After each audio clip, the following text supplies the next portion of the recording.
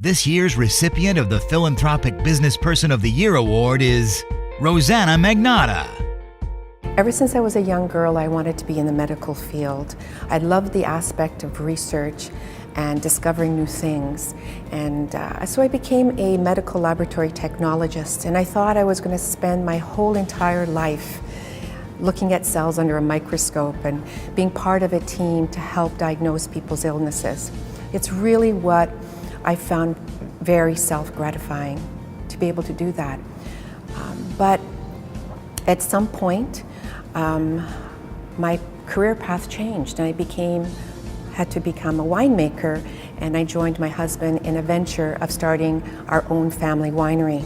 But I really didn't deviate very far from the medical field because it was part of who I am.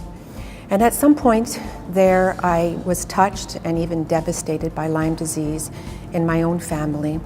And I started to hear the voices of so many Lyme patients across the country and became quite in tune with what is the problem? Why is it that Lyme disease is 100% curable, and yet there are so many people debilitated and are chronically ill?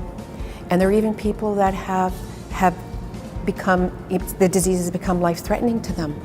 And because of my strong diagnostic ability, I started to understand why this 100% curable disease was being misdiagnosed. It wasn't being diagnosed properly because the testing was actually quite pathetic and it had a lot of negative results.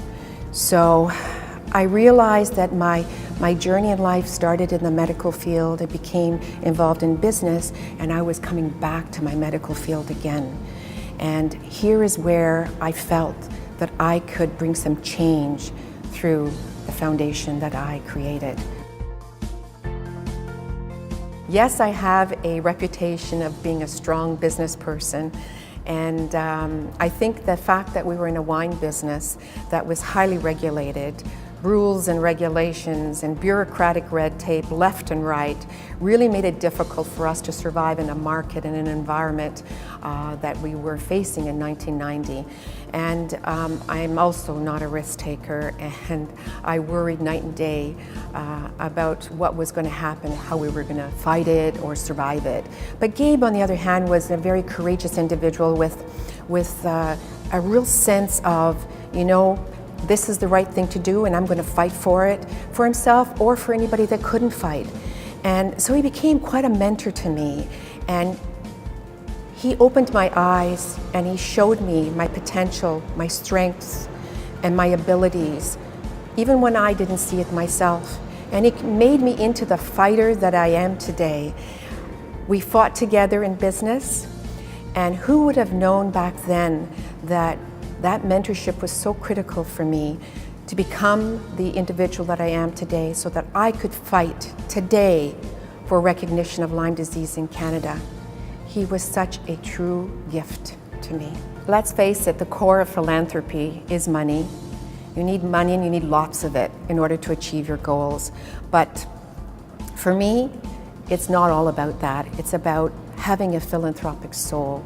It's about being intensely aware of people and what they need, and also to be emotionally moved by people that can't help themselves. You need to keep on pushing forward. You need to explain yourself. You need to touch people in any and every which way that you have. And in the case of Lyme disease, I knew that it was curable. It's 100% curable if you catch it early.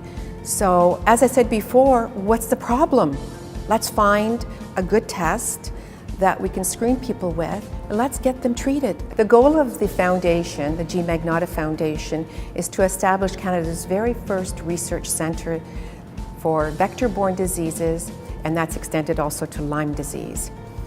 It was named in memory of Gabe to recognize his lengthy and courageous battle with the disease, a battle that he and so many Canadians should have not lost. And I've taken up this cause, which has been a very highly controversial cause, mainly because there is so much misunderstanding about what Lyme disease is in Canada. Also, there is a resistance from the Canadian government and the medical community to actually acknowledge the real, true numbers of Lyme disease patients in Canada, and the rampant misdiagnosis of Canadians because of the poor testing that we have here in Canada. All of these things need to change, and I'm hoping to change it with the establishment of this G. Magnotta Foundation.